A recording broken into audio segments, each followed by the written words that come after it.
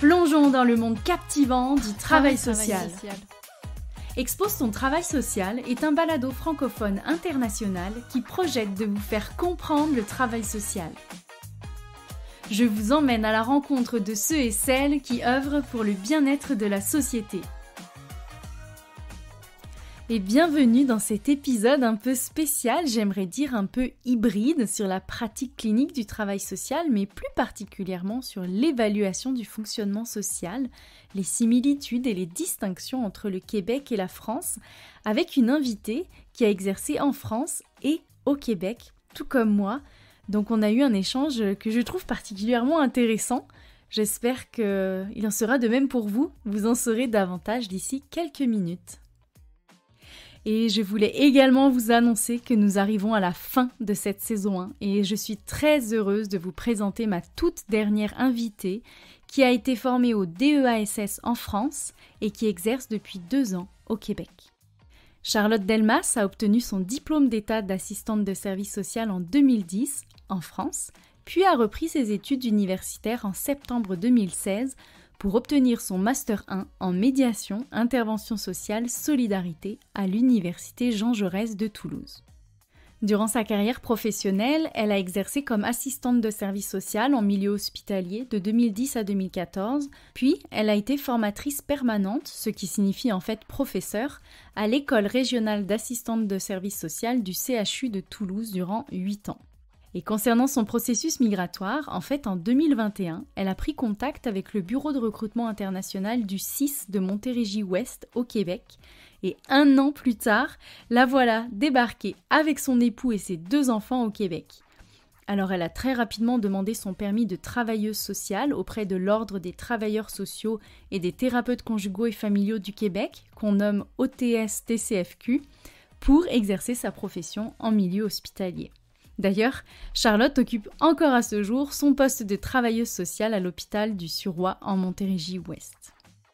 À ce sujet, petite parenthèse, j'aimerais rappeler qu'il existe un arrangement de reconnaissance mutuelle entre le Québec et la France, ainsi qu'entre le Québec et la Suisse, pour les assistantes sociales qui souhaitent obtenir leur titre professionnel de travailleuse sociale au Québec, afin d'exercer leur profession sur le territoire. Et inversement, chères collègues québécoises.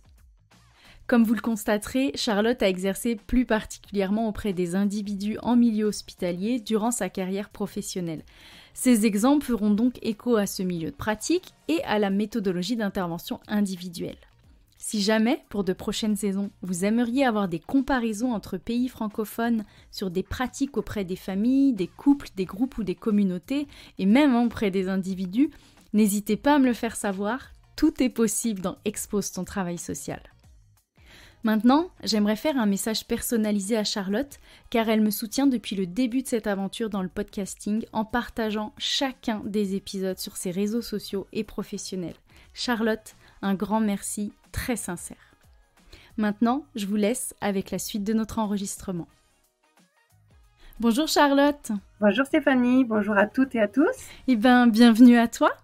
Oui, d'abord je tenais à te remercier Stéphanie pour ton invitation et puis surtout pour ce beau projet. Pour rendre visible le travail social sous toutes ses formes.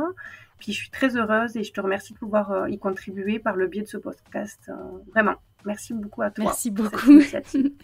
Merci. Écoute, je suis très heureuse qu'on fasse un épisode ensemble et puis je vais te lancer tout de suite dans le sujet avec ma première question.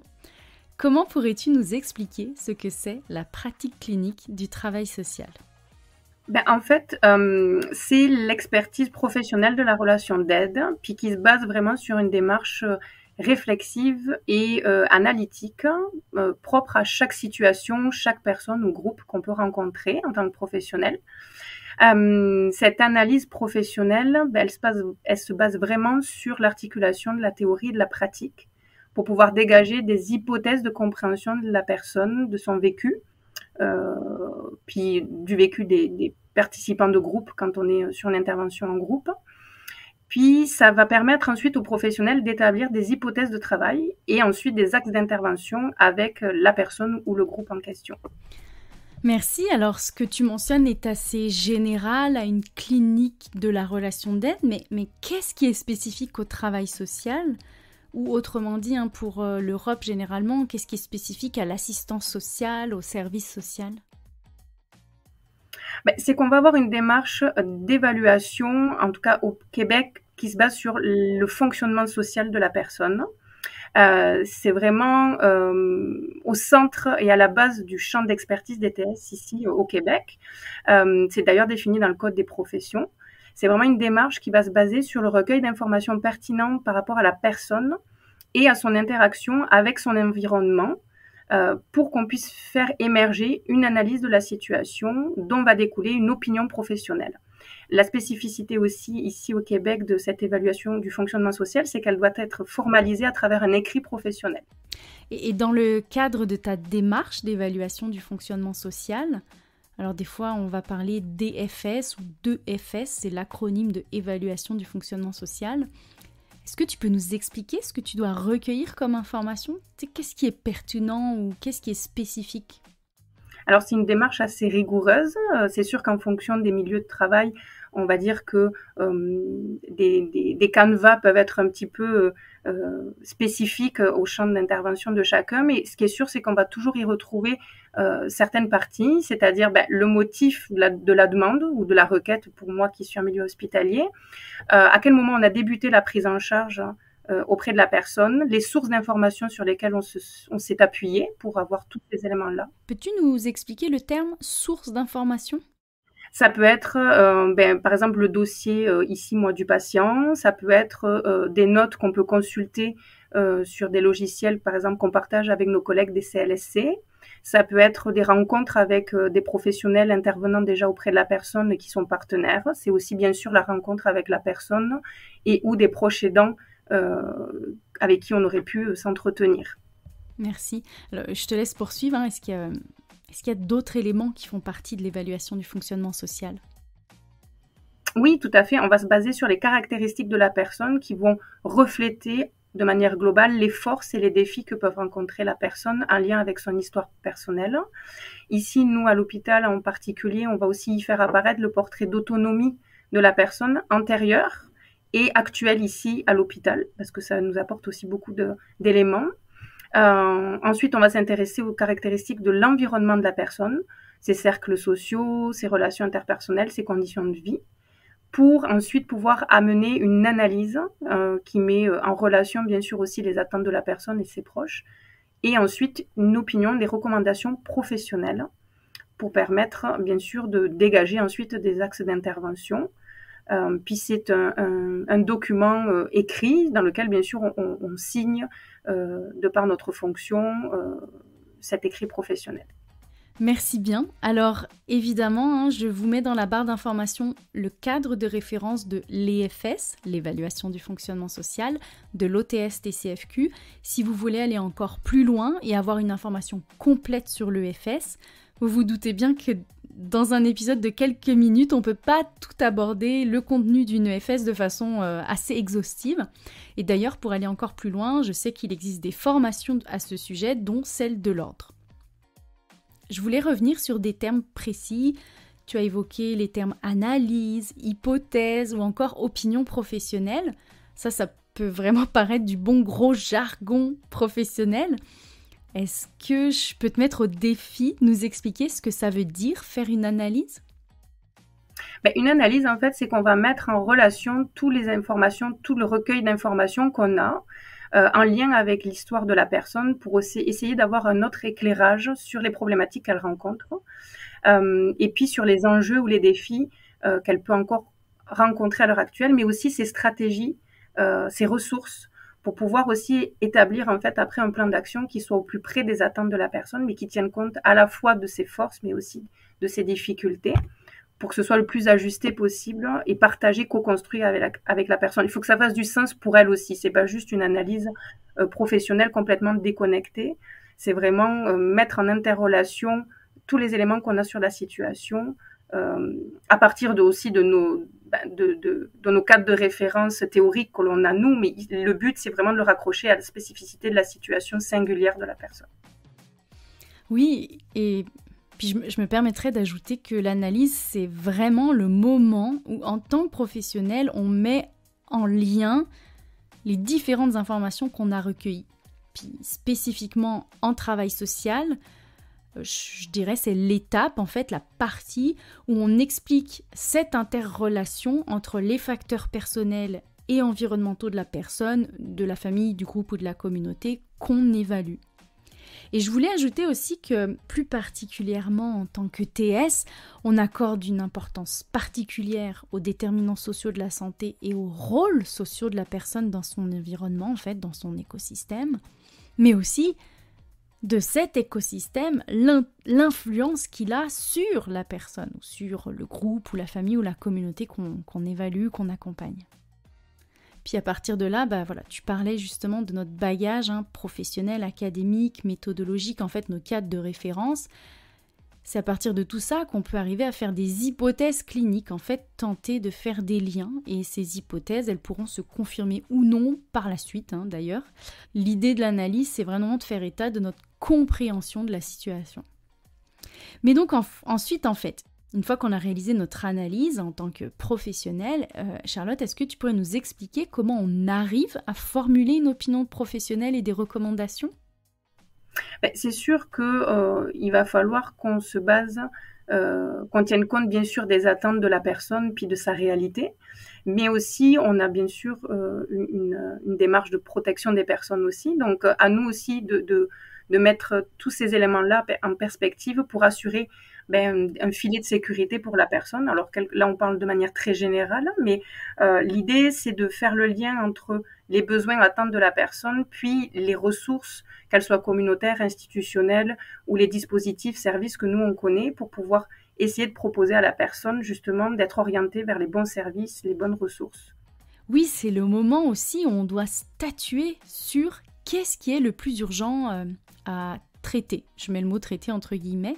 Quelle est la gravité de la situation problème? Puis c'est aussi de dire à la personne, bon, voici sur quoi je vous propose de travailler en priorité. Est-ce que ça vous convient? Et ensuite, on enchaîne sur le plan d'intervention si la personne, la famille, le couple, le groupe ou la communauté est consentant, quoi. Maintenant, pour rentrer encore plus dans le sujet de l'EFS, est-ce que tu aurais un exemple à nous partager pour que les auditeuristes comprennent mieux cette démarche d'évaluation? J'ai un exemple assez concret, puis je vais essayer de le synthétiser. Je remplaçais là une collègue dans le contexte des urgences, où on est d'accord que forcément la temporalité d'intervention est assez courte. Puis ça a permis là, à travers la rencontre de la personne, vraiment d'avoir des éléments très exhaustifs par rapport à son histoire de vie, la façon dont elle vivait ses difficultés. C'était une personne qui, moi j'avais une requête parce que c'était une dame qui était en perte d'autonomie. J'avais demandé à mon collègue physiothérapeute, qui est l'équivalent, grosso modo, je ne vais pas rentrer dans les détails, mais des kinésithérapeutes en France, d'évaluer en fait son degré d'autonomie, parce que l'idée c'est que cette dame avait son congé médical, c'est-à-dire qu'elle était congédiable de l'hôpital, mais on voulait s'assurer que son retour soit sécuritaire. Puis donc il y avait des enjeux de mobilité, donc j'avais demandé à mon collègue d'aller l'évaluer, puis pour lui c'était tout à fait sécuritaire au niveau de ses déplacements, donc je voulais voir avec elle un petit peu les services que j'aurais pu lui proposer par rapport aux informations que j'avais là concernant. Puis au fur et à mesure de ma collecte de données, dans ma rencontre avec cette personne, je me suis rendu compte qu'en fait, les services qui auraient été les plus adéquats pour elle n'étaient pas forcément des services de soutien d'aide à domicile classiques au sens vraiment de perte d'autonomie physique, mais plus des services reliés à la santé mentale. C'est une personne qui vraiment avait des enjeux d'accumulation à son domicile, qui était dans une phase vraiment difficile au niveau moral, santé mentale, puis qui avait déjà eu un suivi par le passé, puis qui avait été clôturé. Puis là, vraiment, pour moi, elle avait vraiment un potentiel de réhabilitation psychosociale. Puis du coup, à travers mon analyse, j'ai pu lui proposer des services reliés plutôt à de l'accompagnement psychosocial en santé mentale avec des équipes spécialisées qui accompagnent les personnes justement avec des objectifs de réhabilitation psychosociale, autant au niveau du logement que professionnel, que social. Puis je lui ai proposé ça, puis elle a vraiment adhéré. On a pu mettre ces services-là en place. D'où l'importance de mon analyse et de mon expertise professionnelle, c'était qu'au départ, j'avais une demande qui était en lien avec des services d'aide à domicile avec des enjeux de mobilité, d'autonomie, de perte d'autonomie, alors qu'en fait, c'était plus, à mon sens, des services de santé mentale qui étaient plus appropriés pour cette dame et puis qui correspondaient à ses besoins et à ses attentes. On voit vraiment bien la pertinence d'une analyse professionnelle à travers ton exemple. Vraiment, merci pour ce partage. Et puis, tu as pu utiliser les éléments que tu as recueillis, les plus significatifs par rapport à cette situation, et tu en as discuté avec la personne pour arriver à tes recommandations, quoi. Super. Alors, je passe à la prochaine question. Je l'ai mentionné dans ton introduction, tu as exercé en tant qu'assistante de service social en France, mais tu as également été formatrice auprès des étudiantes. Je voulais te demander, est-ce que tu as remarqué des différences ou des similitudes dans la démarche d'évaluation entre la France et le Québec ? Alors, c'est sûr que je ne connais pas bien le processus de formation au Québec, mais c'est sûr que dans la formation d'ASS en France, on forme les étudiants à une démarche d'évaluation avec une approche individuelle et collective, ou de groupe ou communautaire, dans lesquelles on retrouve au travers des écrits notamment de certification pour le diplôme, des grandes mêmes étapes d'évaluation dont on a parlé précédemment. Mais une fois sur le terrain, c'est sûr que la plupart des écrits professionnels en France ne rendent pas forcément compte, je trouve, de cette démarche d'évaluation auquel on forme les étudiants, puis qui est essentielle à notre diplôme et à nos compétences. Alors que je trouve qu'ici au Québec, on le voit, c'est clairement retraduit dans l'écrit professionnel, dans l'évaluation du fonctionnement social, tout apparaît. C'est-à-dire que toute notre démarche d'expertise, elle apparaît très clairement dans cet écrit. Puis je trouve qu'au Québec, on met beaucoup plus l'emphase sur l'articulation du fonctionnement de la personne en lien avec son environnement. Je trouve que ça, c'est très fort. La démarche de fonctionnement social, nous, beaucoup en France, on parle d'approche globale, où on va prendre des informations sur justement toutes les sphères de la vie de la personne, mais je trouve qu'on est encore très centré sur la personne et son histoire, et qu'on met peu en lien ces éléments-là avec le fonctionnement de la personne dans son environnement. C'est un petit peu ça que je relèverai. D'accord. Et puis quand tu parlais des épreuves de certification, tu mentionnais donc anciennement c'était l'ISAP, Intervention sociale d'aide à la personne, et l'ISIC, Intervention sociale d'intérêt collectif. Je pense que l'ISAP a maintenant changé de nom. C'est ça s'appelle l'ASI. Qui veut dire Accompagnement social individuel. Ah, super. Ou individualisé. Ok.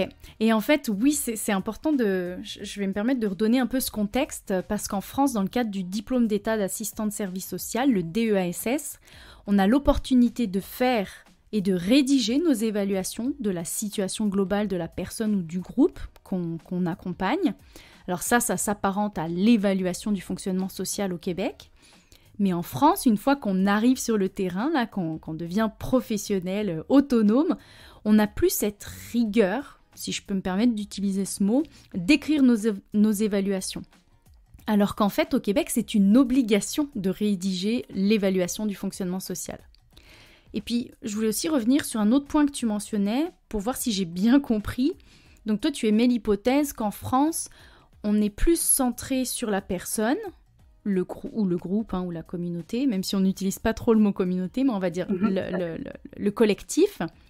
On est plus centré sur l'individu avec une approche globale, en regardant l'interaction de cet individu avec l'environnement, alors qu'au Québec, on va aller regarder en plus, en sus, en fait, cette interinfluence de cet environnement sur la personne, le groupe ou la communauté. Est-ce que c'est cette subtilité-là que tu mentionnes ? Oui, je trouve que l'articulation est beaucoup plus intrinsèque ici entre le fonctionnement de la personne et l'environnement. Là où en France, bien sûr qu'on l'aborde, bien sûr que dans la formation, ça apparaît, puis qu'on forme les étudiants dans ce sens-là, mais je trouve qu'on a encore du chemin à faire pour que ça soit vraiment complètement interconnecté, et que ça retransparaisse vraiment dans les évaluations et dans les approches professionnelles sur le terrain après. Ok, tu vois, moi ça me fait tout de suite réfléchir au fait que le diplôme d'AS, en fait, le service social en tant que tel en France, c'est pas une discipline.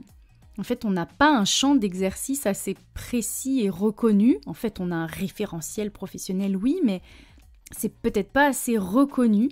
Par exemple, voilà, on nous propose une approche qui se nomme l'approche globale dans ce référentiel pour évaluer et pour intervenir, mais c'est peut-être pas assez concret. Il y a personne qui est capable d'ailleurs de nous expliquer ce que c'est l'approche globale en théorie. Moi, quand j'ai rédigé mon mémoire, j'ai cherché partout ce que ça voulait dire l'approche globale.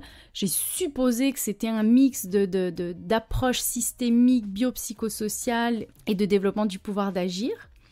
Alors qu'ici, en formation, au bac ou à la maîtrise en travail social, on apprend dans les fondements de la pratique du travail social ce que c'est l'approche écosystémique, systémique familiale, féministe, intersectionnelle, culturelle, biopsychosociale, développement du pouvoir d'agir, etc. Il y en a bien d'autres. Alors qu'en France, moi, personnellement, j'ai eu l'impression de les survoler. Ça fait qu'ici, tu peux vraiment expliquer quelle approche tu as utilisée. Si je vulgarise, en fait, tu peux dire quelles lunettes tu as mises pour évaluer la situation. En fait, sur quel cadre de référence tu t'es basé pour ta démarche d'évaluer. Alors qu'en France, on n'est peut-être pas autant formé à cette réflexion-là et on mixe un tas d'approches sans forcément les connaître théoriquement. Tout à fait. Oui, c'est tout à fait ça. C'est-à-dire qu'on voit certaines approches, on les voit de manière très théorique sur certains modules.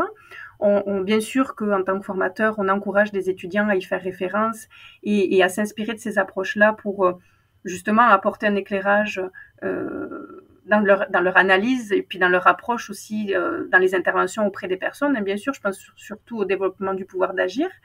Mais je trouve que c'est complètement incarné différemment au Québec et en grande partie du fait de ce que tu disais, c'est-à-dire qu'ici, on va systématiquement, même en situation professionnelle, nous demander à quelle approche on fait référence, sur quoi on se base. Et puis c'est sûr qu'en France, lorsqu'on fait le lien avec, de toute façon, les approches théoriques, on va les chercher un petit peu partout. On va les chercher dans la socio, on va les chercher dans la psychologie, on va les chercher dans la philosophie, parce que justement, c'est pas une discipline universitaire en France, le travail social, ce qui est bien dommage, contrairement au Québec où effectivement, d'ailleurs, en formation, on s'inspire souvent et beaucoup des références québécoises dans la formation, notamment d'ASS et du pouvoir d'agir en particulier, mais pas que, mais voilà.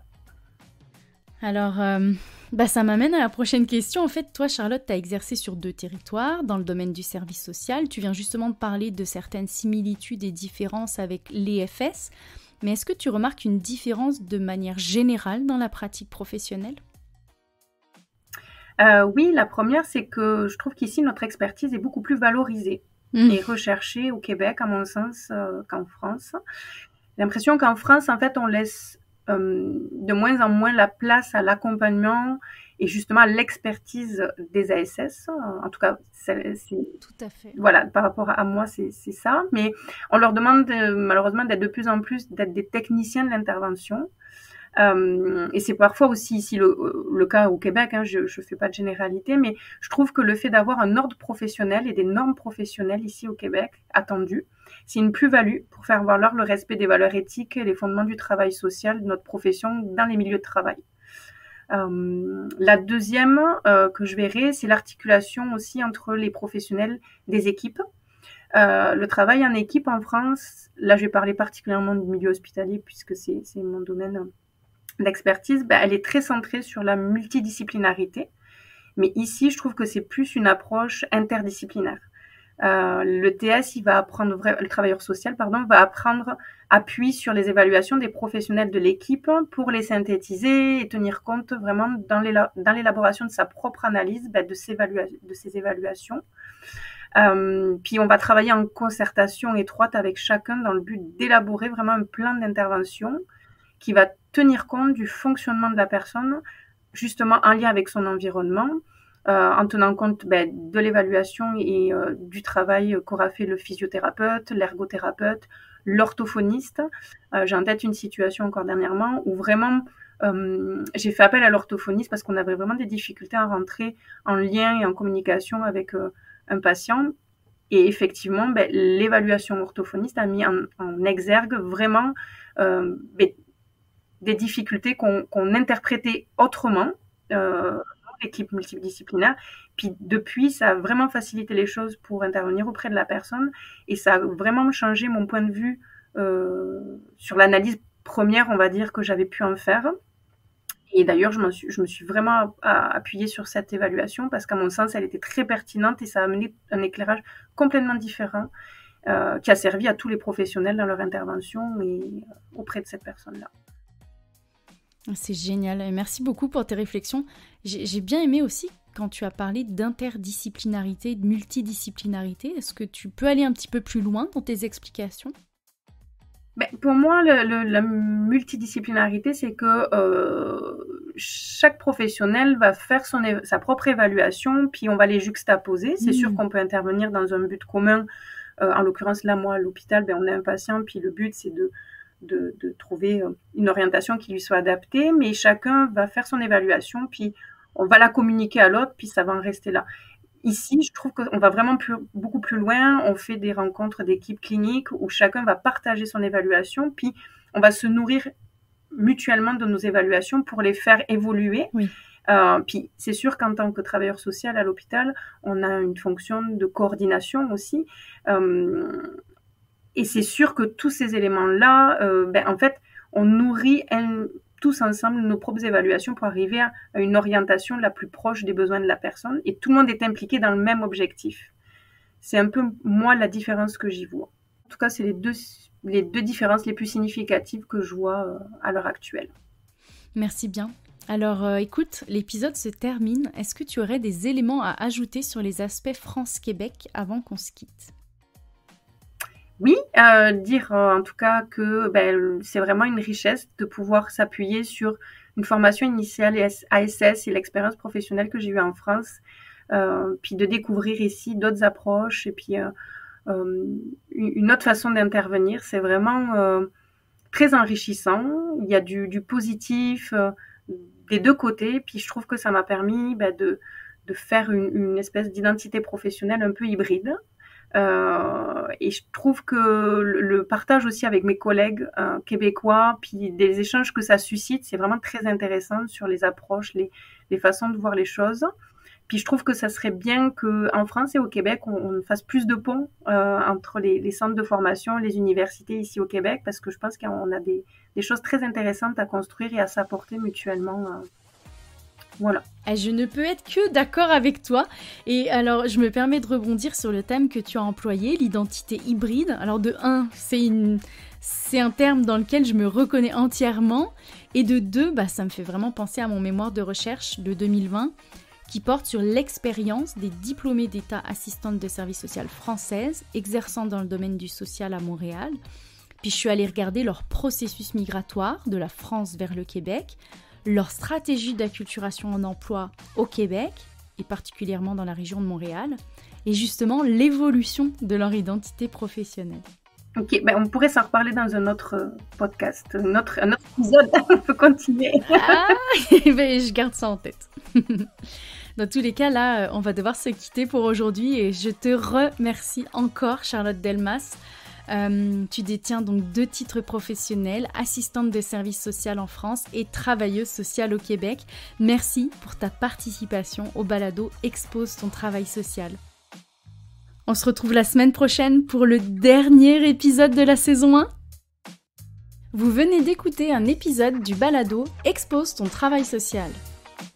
Un podcast pour comprendre le travail social, vos voix rendent visible le travail social.